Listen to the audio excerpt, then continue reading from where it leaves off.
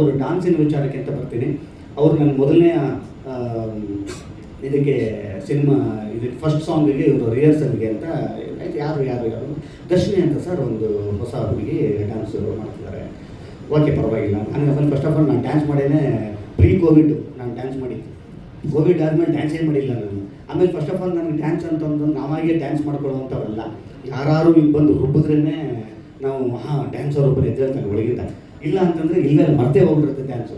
ಸರಿ ಯಾರೋ ಇವ್ರು ಹೇಳಿದ್ರಲ್ಲ ಹುಡುಗಿ ಅಂತಂದರೆ ಪರವಾಗಿಲ್ಲ, ಏನೋ ಹುಡುಗಿ ಅಂತಂತಂದರೆ ಸ್ವಲ್ಪ ಮೂಮೆಂಟ್ಸ್ ಎಲ್ಲ ಒಂಚೂರು ಆರಾಮಾಗಿ ಹಾಕಿರ್ತಾರೆ ಅಂತ ಅಂದ್ಬಿಟ್ಟು ಇದಾಯಿತು. ಇವ್ರು ಬಂದರು ಮನೆಗೆ ಬಂದುಬಿಟ್ಟು ಸರ್ ನಿಮ್ಗೊಂದು ವಿಡಿಯೋ ಕಳಿಸಿದ್ದೀನಿ ನೋಡಿ ಅಂತಂದರು. ಆಗಲೇ ಇವರು ಒಂದು ವಿಡಿಯೋ ಮಾಡಿದರು ಅಂತ.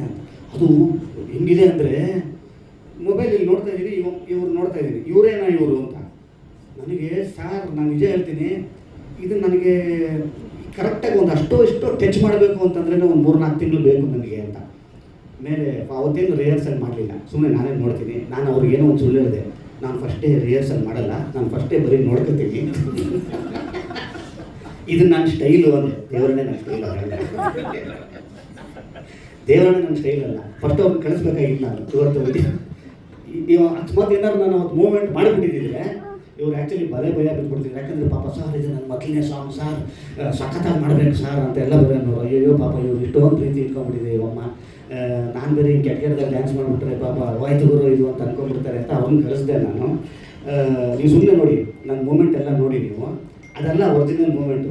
ನಾನು ಇದೇ ಒರಿಜಿನಲ್ ಮೂಮೆಂಟ್ ಏನೋ ಅಂತ ನಿಮ್ಗೆಲ್ಲರೂ ಅನ್ನಿಸ್ತಾ ಇರಲಿ ಅಂತ ಅಂದ್ಕೊಂಡು ಸುಮ್ಮನಾಗಿದ್ದೆ.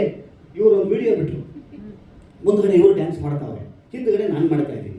ಅದು ನೀವೇ ಯೂಟ್ಯೂಬಲ್ಲಿ ಹಾಕಿದ್ರಿ ಅಂತ ಕಾಣಿಸುತ್ತೆ. ನಾನು ಸುಮಾರು ಇದ್ರಲ್ಲಿ ಕಮೆಂಟಲ್ಲಿ ನೋಡ್ತಾ ಇದ್ದೀನಿ ನಾನು. ಅದು ಯಾವುದು ಆದರ್ಶಿನಿ ಹಿಂದ್ಗಡೆ ಅದು ಯಾರೊಬ್ಬರು ಕಮೆಂಟ್, ಫಸ್ಟ್ ಕಮೆಂಟೆ ಕೊರಿಯೋಗ್ರಾಫರ್ ರಾಕ್ಸ್ ಶರಣ್ ಶಾಕ್ಸ್.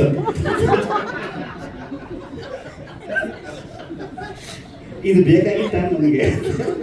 ಅಲ್ಲಿ ತನಕ ಬೆಸ್ಟ್ ಡ್ಯಾನ್ಸರ್ ನಾನು, ಸಾಕಾತು ಡ್ಯಾನ್ಸರ್ ಅಂತಿತ್ತು. ಇವಮ್ಮ ಅದನ್ನು ಹಾಕಿದ್ರು ರೀ ವಿಡಿಯೋ.